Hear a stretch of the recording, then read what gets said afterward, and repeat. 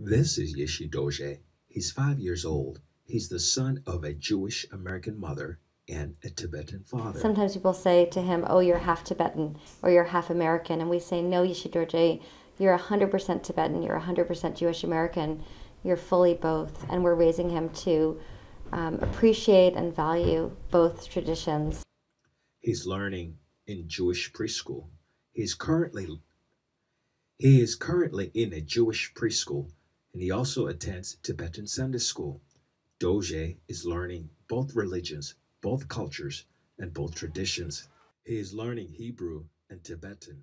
However, these are difficult languages for children to learn outside of school. His language is the access to culture and to scripture. And so we're starting with Tibetan Sunday school, but we're also supplementing that with some tutoring and thinking about whether there's an opportunity in the next year or two to go to India, to go to Dharamsala for some time and do some immersion language. And I personally think it will be easier if I can learn some Tibetan, then we can speak it a little bit around the home. Andrea Yeshe.mp4 is his mother. She was born in Newton, a suburb of Boston. She was working for the U.S. government in Washington, D.C., where she met her future husband, Tsering Udrup.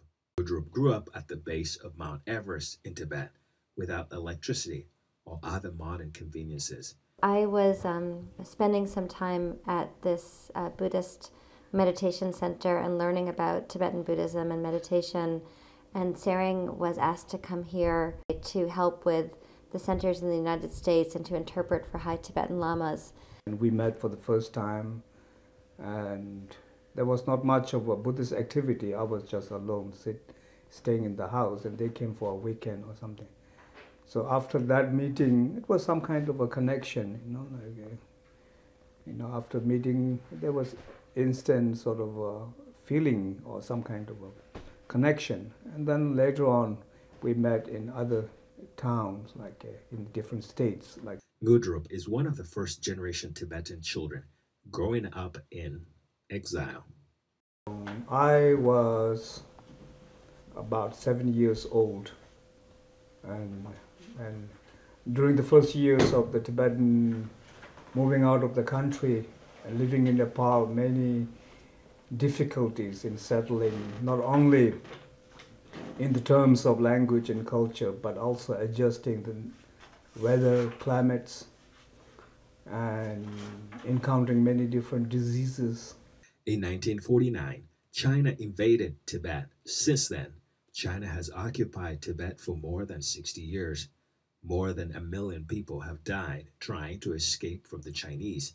Udrup talks about the difficulties of fleeing Tibet. So in such process, many died. And within my own family, my mother and the youngest sister who was born at the time, both died. And my grandfather and many other family, I remember, dying within few months like that. So there were a lot of tragedies and sadness and difficulties. Yeshe's parents say this multifaceted background will enable him to contribute things that are unique when he's older. While they enjoy a great marriage, they are still making adjustments in terms of language, food, and setting rules for Doje. I always used to call Tsering by saying Tsering, and I sort of yell down the stairs Tsering, because in my family and in my culture growing up, that's totally appropriate and extremely common, but it's not always polite in Tibetan culture. And even having been married for some years, it actually took me some time to learn that that wasn't necessarily polite. Food is kind of a challenge. So I've been a strict vegetarian since I was very young. So I've been a strict vegetarian for about 25 years. And Tsering is a very, very strict carnivore, like many Tibetans. So it's very difficult to figure out what we can cook for the whole family. And Yeshe is 5 years old and growing up in a culture where 5-year-olds tend to prefer macaroni and cheese and pizza. Parents, we have different styles and different approaches to discipline and things like that. And so, Tsering is, I think we're both fairly lenient, but Tsering is much, much more lenient than I am. And I tend to be willing to be a little stricter when it seems necessary to me. But language in kind of a humorous way. Tsering will, speak with somebody in Tibetan. Da, da, da, da, da, da, da. They'll have a whole conversation, and then he'll turn to me in the middle of it and say, "Right?" Or "Did you do that?" Or ask me a question referring to what he just said, and I have absolutely no idea what was just said. It took Doja to the It's very 53rd sweet. You Tibetan may or may not like And it. I will be joined by the Moses. Tibetans who suffered at the hands of the Culture Revolution. These are I This was an expression all of my Tibetan muscles. solidarity and autonomy to show that they are different from China.